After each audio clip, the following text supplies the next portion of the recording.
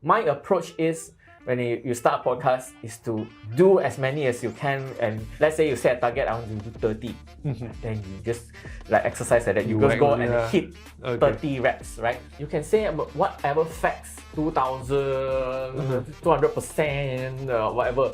In the end of the day, people remember the stories.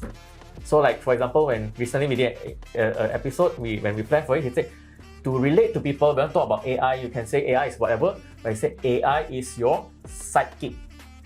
So having said that, growing that YouTube channel, there are 4 things that I use, and if you do these 4 things well, generally your episode will have a lot of views.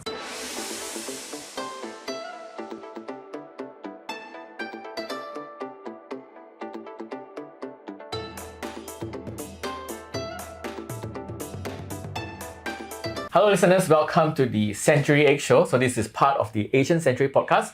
So we're gonna do some Q&A and drop some knowledge bombs if we can. So this is a series. So Elton asked me some questions. Today's topic is about podcasting. All right, so our podcast is now over 25,000 subscribers on YouTube. I'm just bringing back to the start. What inspired you to go on this journey to start this podcast? First of all, I'm a podcast listener. I listen to many podcasts. And previously also had a different podcast, that's how we started working together. Correct. You helped me to edit those podcasts. I had conversations with marketing leaders. At that time, my goal was to learn from the best in marketing. And what happened was, I always wanted to start a podcast, but I didn't have that angle, like what is the podcast about, or how to get the guests, everything.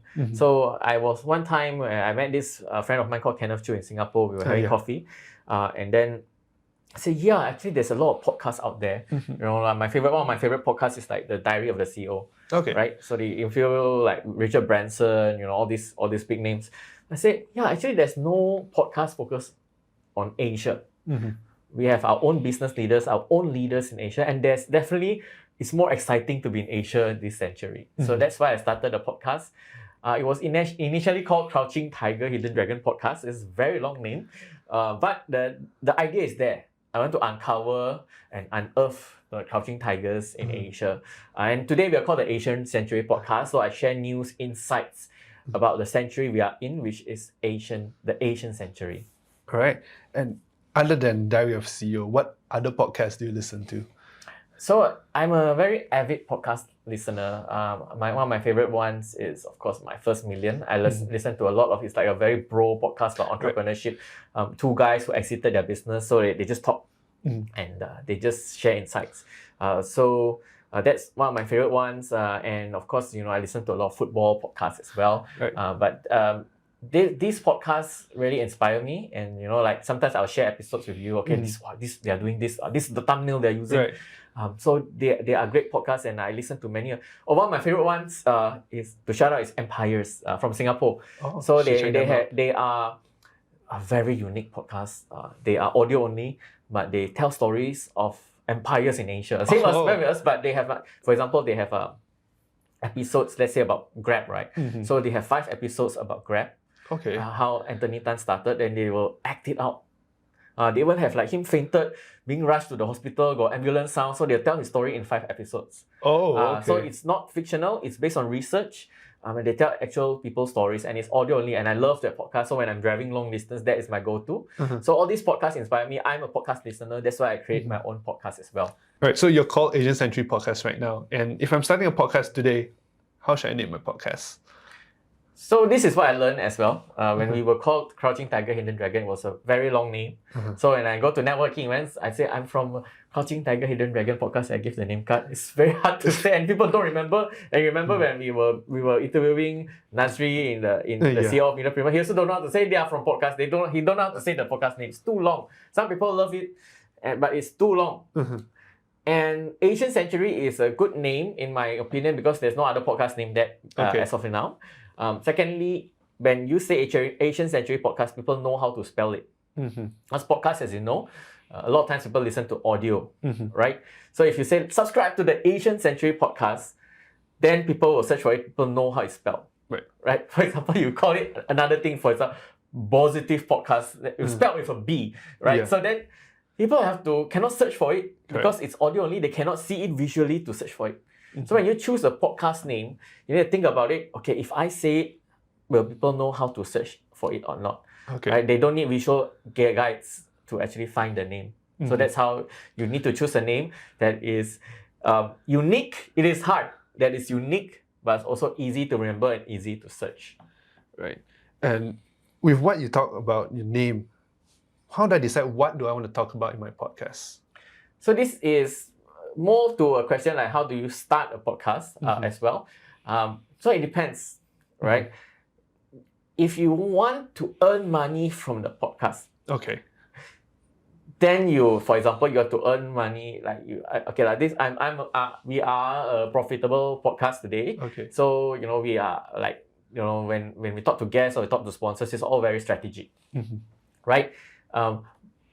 When you start a podcast, if you want to monetize it, let's say you want to sell it to marketing companies or government agencies or different markets, or you want to reach out to people in HR, for example, then your content will be about that, to monetize it. If your purpose is not to monetize it, you just want to talk to your friends, then just talk to your friends. But if your purpose is to grow a channel, to actually eventually find sponsors, then you have to think, okay, will this content resonate with potential sponsors or not? Okay. I'll give you an example. Actually, on the way here, I took Grab a few times away, and one of the podcasts I thought about starting was conversations in ride shares, right? Okay. So I can create a podcast. I can record fairly easy with these mics, but I could imagine cannot get sponsors for that, right? Unless Grab sponsors you lah. But you can start a podcast. Let's say you talk to comedians, for example, and you imagine who would actually sponsor that podcast, unless it's like you grow big, and people sponsors element inside there, right? So that's how you come up with what you want to talk on the podcast. It has to be your interest, and you have to have different. When I started a podcast, Asian Century or Crouching Tiger, I have unlimited guests already. So basically, I have so many Asian countries, so many countries leaders and business leaders I can talk to. So you need to have that, cycle of guests you can go through. If you start a podcast, let's say just on 2025 election, for example, then election no more already. So that's how you choose the topics. Whether you want to monetize it or not monetize it is really up to you. And with shooting a podcast, definitely equipment is needed. Right? And when we think of podcasts, we have all these fancy setups, if you think of buying a Rode mic, cameras, lighting. What equipment is needed to actually start a podcast? Short answers to that, Elton is the equipment guy, so I'm not installing equipment. I buy equipment, I run it through him, and he buys it a lot of times. But to start, you need Zoom, you need good audio. That's what I would recommend. So if your audio only podcast, even better. So you need a good mic to record your sound. If you're doing Zoom, you make sure your guest has good audio as well. Start with audio, start a basic camera, and just do it. I think the point there that I want to emphasize is the just do it. The way I started my podcast, and I've relayed this and shared this with a lot of people as well. Right. I tell people, I'm a machine gun. Correct, right, Elton? Yeah. You feel that, right? You feel right? I'm a machine gun. When I first started the Asian Century podcast, the Crouching Tiger podcast, as called that, I do 3 episodes per week, remember? I want to get 100. I said my goal is 100 and I got there in 18 months. Yeah. I go is 100, I go only. I'm not a sniper. Some people are a sniper. Oh, I want to get that one guest. I want to get like Mahathir on, that one guest on, and my podcast will explode. I'm not that type of person. Of course, if I can get a big guest on and grows, fantastic. But I am a frequency person. Right. I like basketball, you shoot, then you get good at it. Right? So the more you do, the more you also get better at it. The more you improve your mics, the more you get better at asking questions, the more you get better at editing, the more you get better at getting guests, getting sponsorships, the more you do. So my approach is, when you start a podcast, is to do as many as you can, and let's say you set a target, I want to do 30. Then you just like exercise at that. You just go and hit 30 reps, right? And that's my philosophy. And the more you do, there is this compound effect, right? The more consistent you are, the more you put it out there, that's how you grow your audience. So today we are over 25,000 subscribers, is because there's also a compound effect, right? So people are watching our old videos, and previous videos that went viral as well. So the more that you put out there, the more it will grow as well, and the more you get better at a lot of things. But you just need to start. And I did not remove the old videos. You can go back and see the old videos, which is very bad. It's very, very bad, those old videos, but it's still on the channel where sometimes the guests don't know what I'm asking, or the audio is not very good. We have or it's very echoey and only like 20, 30 views, 50 views. It's still there on the channel. I did not remove them. You can go and see our earlier episodes, and it's not very long time ago only. It's like 2 years ago. Right. So to answer that question, start and just get it running. Hey everyone, producer Elton here. We share stories from business leaders in Asia, and if this video brought you any value, hit the subscribe button and remember to turn on the bell notification icon to get notified of our latest episodes. Thank you for your support. See you back in the video. And I think you spoke about, the difference between running from day one until today after now more than 130 episodes. How do you prepare for an episode now? Now, if let's say especially when we get sponsors, we will, of course, I'll do my homework, and how I prep for it is I will have at least a few Zoom calls with the client. I will draft my questions. Now we have ChatGPT. It gives you a baseline, but in a sense, also you need to come up with your own questions as well. ChatGPT gives you inspiration, right? You need to actually go into it and come up with your own original questions. Okay. And sometimes questions come in the fly, like you've been to a lot of my interviews, right? Sometimes questions just come, very good questions come out of the blue, but at least you have that baseline, you prep, and whatever sparks come out it, but you prepare, and especially if you have guests, they are very important, you prepare them, sending them the questions and having Zoom calls to discuss where you want to take the conversation. How do you, speak about questions, how do you know what the right questions to ask? Or how do you ask good questions? I think this is something very fundamental of being a podcaster. We had Frida Liu on the podcast. Okay. She has talked to thousands of people on radio. Alright. And she said, I'm still very curious today. And that's the same for me also. I'm still very curious. For example, let me ask you, Elton. Today, if I said, Elton, please go and do a podcast episode with the goreng pisang seller. How will you do it? Oh, if me, I vibe only way, bro. But I think I would do a bit of research into why he started the shop and everything. That's and good. How does he, want to stand out from the other goreng pisang sellers, and maybe a bit into his backstory. Is he had any struggles or anything? That's all good. Yeah, so you need to be like really interested. I'm always very curious about different things. Even when I'm taking the Grab here, I ask the Grab driver, what is your favorite bazaar Ramadan? What is your favorite food?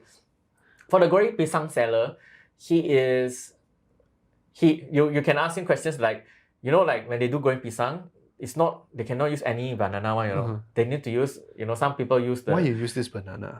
They have different types of banana they can use. Pisang tanduk, pisang merah, whatever. There is different type of banana. The flour, the mix is also different. And I will also ask them things like, how is your sales, right? So is it good?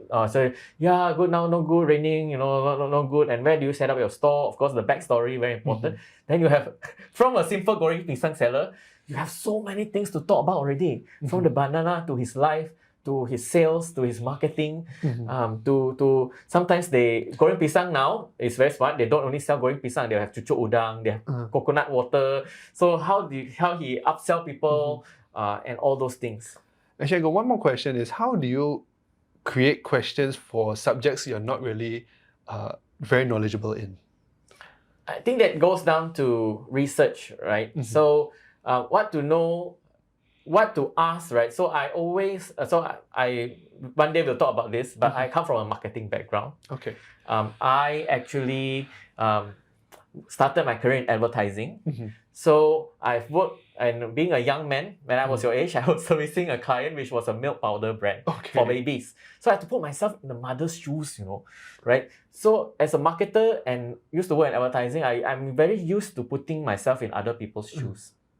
So whenever I create a podcast, what I will do is I will put myself, for example, when we were talking about the episode about LinkedIn, I'll put myself in, let's say I create a character called Sally, who is working at office and she's like an accountant. And what would appeal to Sally? I'll put to different people's shoes, especially those who are not relevant to it. What I want, especially if it's a technical episode or a very subject matter, very heavy subject matter, is what I want to get is insights. Of course, you want to know something that you want it to relate to people. Something people don't already know, and it can be a very deep topic. right? It can be robotics, can be AI. Right. So like, for example, when recently we did an episode, when we planned for it, he said, to relate to people, when we talk about AI, you can say AI is whatever, but he said AI is your sidekick. Right, so it relates to people. People know Batman, Robin. People Something you understand. When I went on BFM, I already prepared the punchline. I say everyone's favorite superhero is Batman, not Superman.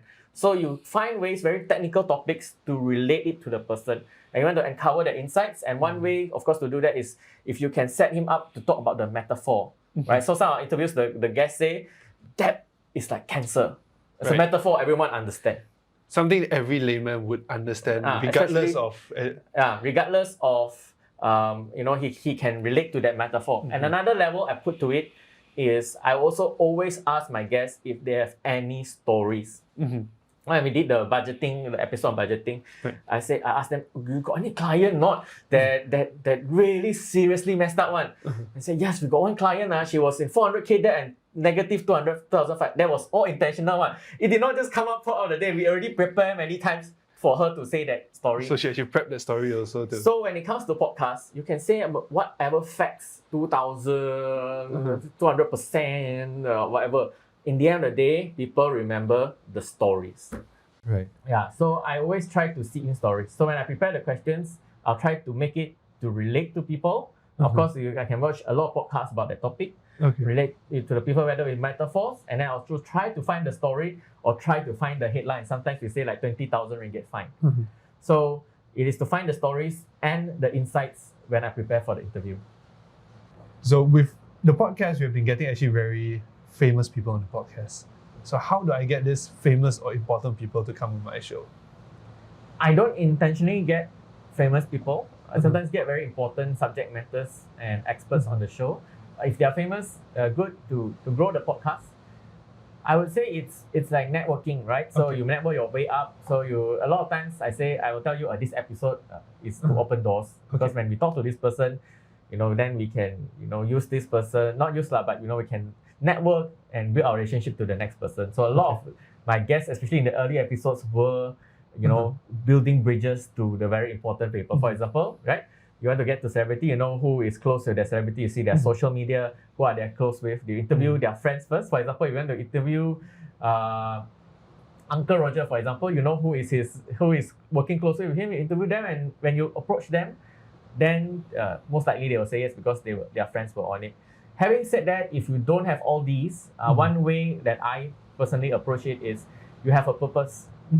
So last time I used to say you can share with Asian audience. I want to share stories from business leaders in Asia, to share your story out there. I want to help this. You have a purpose that helps as well. The more you grow, of course, that helps, right? The more bigger the platform, they say, okay, I don't mind, you're a big platform, all these. So network your way up, pitch only. Sometimes you just ask, and then you never know, they will say yes. And if their friends are on, most likely they will say yes also. Right. And I think one thing is podcast is notoriously hard to grow in terms of audience and subscribers. How do you grow your subscribers to now more than 25,000? Two things I would say to that. One is focus. So intentionally, you see my LinkedIn content, I always put in the link to subscribe. Right. So I only focus on growing YouTube. Right. The Spotify listeners come and they come, right? So I only focus on growing that YouTube channel. So having said that, growing that YouTube channel, there are 4 things that I use, and if you do these 4 things well, generally the episode will have a lot of views.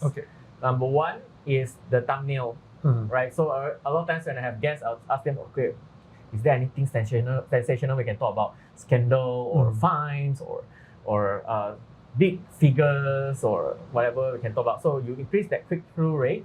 The more people watches that content, the more it grows. Secondly is the SEO, right? So if you notice, a lot of our videos, there's a description down there. We put a summary of the whole video. That's intentional. So for example, we talk about budgeting. When people search for mutual funds, whatever, there's in the keyword and people will find the video also. Number 3 is, I think you saw this, is about asking the right questions. So when you ask the simple and right questions, you see some of our videos got very high watch time.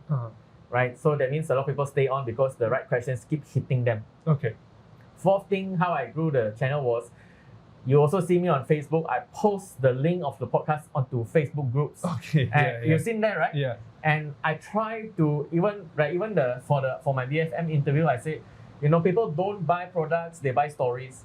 So that's intentional to create that spark, to create that conversation and let people shoot me and scold me. So the more they engage, the more I win. Actually, the more they hunt me, I poke some more for them to hunt me even more, right? For them to debate even more. So the more engagement I get, and we have went viral a few times in entrepreneur Facebook groups. So it's about the sharing. Whether it's sharing in your email list, or whether it's sharing in a Facebook group, or whether it's sharing on the event, get people to scan the code, it's about sharing. So 4 keys there: the thumbnail, the SEO, the engagement, whether people stay on the video, and also sharing it in different platforms. That's how you grow episode by episode. Right. And the end goal of all this actually is to monetize. I think for most people, it's to monetize the channel. So how can you monetize it? I mean, you have done it. How do you make your podcast profitable? I think there are a few ways you can monetize it. Number one, a lot of podcasts do this, and this is more, I would say 95% of the podcasts out there is that you don't monetize the podcast. You monetize it at the back end. For example, you talk about business, you talk about Asian business leaders, but at the end, at the back, you sell coaching business. That's a lot. 95% of the podcasts are like that. They create content with their target market or not with their target market. At the end, is to sell a course, or to sell their coaching, or to sell a service. So that's how, number one, you monetize. You need to have that product first before you monetize. Number two is more like us. We treat it seriously. We treat it like a media company. We have to get a lot of rejection and go and pitch. I go and pitch to a lot of sponsors. Hey, you want to sponsor this? Our rates, this is our numbers, and these are my LinkedIn audience as well together, and this is how you can sponsor, and it's relevant to your audience. So if you want to sponsor, you get sponsors that way, then you have to really grow the channel. So these are the 2 ways, either through the back end or using it as a media channel, as a media space. All right, so there's so many podcasts already right now. What do you say to people who say that it's too many out there? Yeah, a lot of people like to say to me, right, that, hey Bob, you start a podcast, or I want to start a podcast, but there are already so many podcasts out there. Then I'll say to them, how many podcasts get past 10 episodes? How many podcasts get past 100 episodes? Joe Rogan is a big podcast now. He got the US president on, but how many podcasts?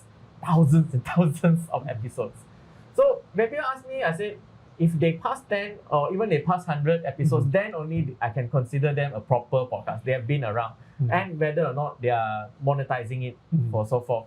So for every niche, I think there are people who try and fail. There are a lot of podcast graveyard out there. A lot of podcasts fail. But how many of them sustain? And the key is not just to create a podcast. And let's say you want to have a podcast about HR. It's about going in there and dominating that niche, so that people cannot escape you if they want to talk about HR. If you want to talk about Gen Z, people cannot escape you. When they think about Gen Z, think about you. So the way to do that, of course, like I said just now, you have to be a machine gun. You have to be a machine gun and also effective. A sniper is effective. They shoot very effectively. That one. So if you have like a semi-automatic whatever, like you are effective and you also have a lot of frequency, then that's what I think you should do, and do it a lot to succeed. All right. Yeah. Thanks. What about Malaysia itself? What do you think about the podcast industry in Malaysia? I think there are a lot of podcasts out there, and a lot of podcasts that I look up to, and it's good. The number one podcast is Keluar Sekejap, and I look up to them, and they are building a lot of bridges and breaking a lot of walls to get sponsors. So that's helped the entire industry in general, and not only Malaysia, in Singapore and in Indonesia as well. There's a very healthy industry where companies are starting to sponsor podcasts. So the reason why I think is because traditional media, we've been to like all the radio stations, whatever, and it's a very sad situation, right? You have to answer very fast and very pressured environment where in a podcast, let's say, the president sat down with Joe Rogan for a 3-hour conversation. The one thing that Joe Rogan learned is that the president candidate didn't go to toilet. So you learn things like that, and you cannot fake it. So people love these more casual conversations, and I think there's a lot of space to grow. My vision for ours is one, when election comes, that these leaders will come to us to actually share their story as well. All right, so you've done so many episodes. What have you learned? I learned people don't know a lot of things. And that's the purpose of our podcast. We're called the Asian Century Podcast. We've worked with a lot of government agencies, talk about monopolies, so talk about the startup ecosystem. What I've learned, even because I think most of the companies here in Asia still go through a lot of traditional media, most of the people in the public still don't know a lot of things. Like they don't know, what are the grants, what are the opportunities. People still don't know what they don't know. So our job, our role as podcasters, as content creators, is to make things simple for more people to know. People might know something, they think they know, but then when you reframe it, or you, like for example, we talk about e-invoicing in some of our episodes. They think they know, but they actually really don't know. Right. So it is our job to actually educate them, to give them a different view, different perspective, or even give them the insight. So our 130 episodes, another thing I learned also is that like I said, machine gun, right? So the more you do, we actually went viral in about the 100th episode. And then after that, if you don't continue to do a lot, it is just one episode that will change the trajectory of your channel. So keep doing. And the consistency counts, really, really counts. And it is also, everything does not have to be perfect on day one, right? We are still growing, we are still adding new equipment, still getting studios, whatever it is, and growing the team, and getting, maybe this year we have our own studio. So you just have to be patient, you have to keep doing it, and be consistent. Most importantly is be consistent. And as you know, Alton knows, we work very hard to get the episodes out. It's a lot of hard work as well. All right, so what's the future for Asian Century Podcast? So we also want to grow your channel. That's why we want to grow like a few channels. Of course, we want to focus. So I see that as the future of business media in Asia. We have things like Channel News Asia out there, and I want to be the focal point of media in a few years' time. For example, I said, elections. I want the leaders to come and share their case on like the Joe Rogan, right? The president go to the podcast. So I imagine that I want to be in the room with these leaders, and of course, for us, we just started, right? We had a lot of prominent leaders on the pod, but I think there's so many more to go. We have done episodes in Indonesia, in Singapore, and in Malaysia as well. I want to go to more countries, maybe Japan, Thailand, whatever it is. And they have their own business leaders and heroes that we can share about. So I see it as the forefront, and hopefully we grow so much that we are at the forefront of things that happen. My inspiration is actually Khairul Aming. You know Khairul Aming, right? So Khairul Aming, he's famous for Sambal Niat, and he recently did a few videos for New Zealand tourism, encouraging the Malaysians to visit New Zealand. What happened was, when the New Zealand Prime Minister came to Malaysia, he did not go and visit our beloved Prime Minister. He went to do content with Khairul Aming. And then, of course, he met some other people and went back. But the first priority was to do content with Khairul Aming. So I love that a content creator is doing that. So I want to be that as well. Of course, to create that impact, and like profit and sponsorships will come as well. But I want to be at the forefront. I want this podcast to be at the forefront of business media, and of course, make a difference in years to come. Yeah, thank you so much. Yeah, we hope to go to that level too. And we'll see you guys. Please subscribe to us and support our channel as well.